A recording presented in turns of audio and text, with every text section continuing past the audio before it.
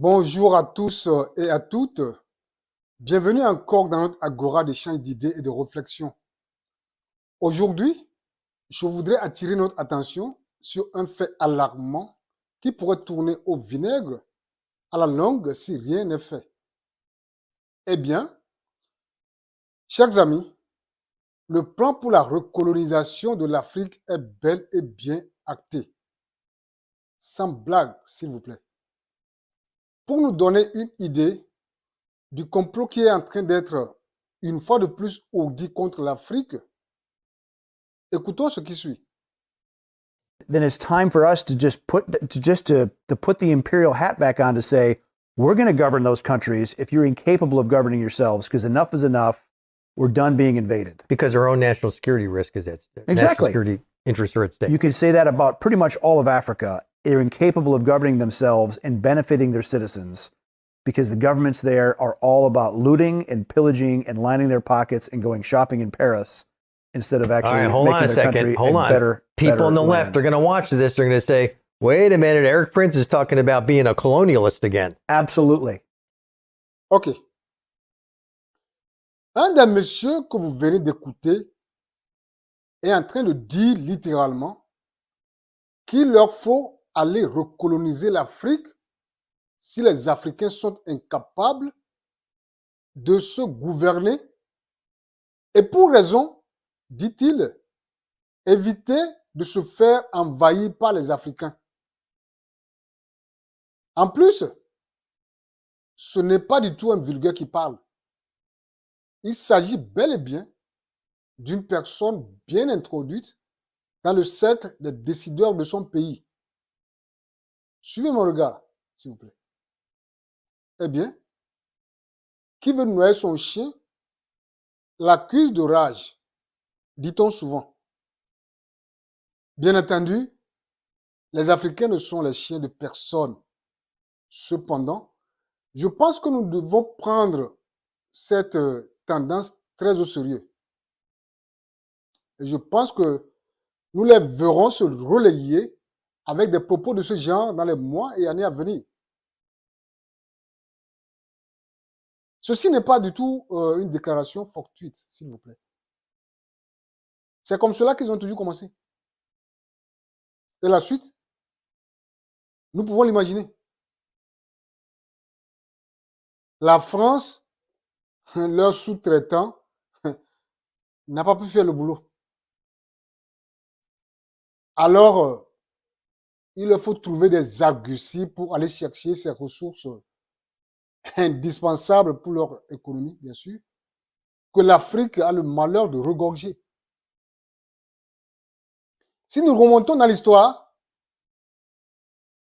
qu'est-ce qu'ils avaient utilisé comme argument lors de leur dernière invasion, dont nous souffrons encore toujours les séquelles jusqu'à ce jour? En plus, de quoi je me mêle? Pourquoi ce paternalisme forcé? Beaucoup d'Américains de peau noire sont en train d'aller voir ailleurs ces derniers temps à cause du racisme dont ils n'en peuvent plus. Imaginez-vous un quelconque pays dans le monde, par exemple, oser venir ici sous le prétexte de mettre fin au fléau du racisme? La dernière colonisation nous a été imposée au moment où l'information ne circulait pas à la manière dont nous l'avons de nos jours. Autrement, les Africains d'alors allaient savoir que l'Afrique était en train d'être partagée à Berlin, à l'époque, et sans consultation ni consentement des Africains. Au demeurant, nous avons fini par voir et comprendre ce pourquoi ils se sont invités en Afrique. Drôles de gens, soi-disant propres, qui s'invitent eux-mêmes chez d'autres gens qu'ils jugent comme étant des malpropres, mais qui finissent par voler les biens qui sont supposés causer cette malpropreté. Et la suite, nous la connaissons. Jusqu'à ce jour, Ils refusent toujours de restituer ces biens volés, mis de côté tout l'argent qu'ils se sont fait avec ces biens dans leur musée. Eh bien, c'est le même motif qui se cache derrière leur gesticulation actuelle. Seulement, ils ne peuvent pas et n'ont pas le courage et l'honnêteté de le dire ouvertement. Ils ont d'ailleurs toujours fonctionné de la sorte, par la fourberie et la mesquinerie. Chers frères et sœurs africains, ne prenez pas ceci à la légère, s'il vous plaît.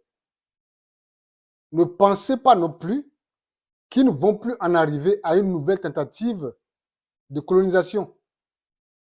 Du moins, c'est déjà acté. Je pense que nous sommes aussi allés à leur école pour lire et comprendre leurs intentions. Alors, ceci est un appel pressant à tous les intellectuels d'Afrique. Nous ne devons plus jamais croiser les bras et laisser cette ignominie se reproduire sur notre continent. Plus jamais.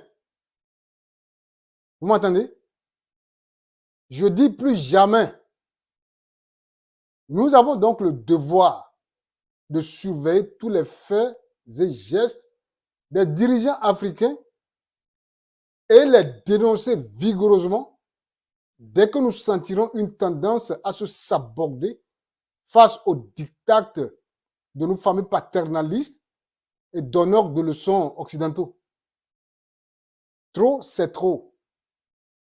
Je pense qu'il est temps de mettre fin à cette condescendance et cette arrogance des Occidentaux face au peuple noir. Et puis, je me demande souvent pourquoi, par exemple, ils ne font pas cela envers les peuples asiatiques ou d'autres peuples. Sommes-nous moins humains que ces autres peuples? Alors, avis à tous les intellectuels africains, s'il vous plaît. Ne restons plus les bras croisés. L'Afrique nous appelle. Sur ce, donc, merci pour votre aimable attention et à très bientôt.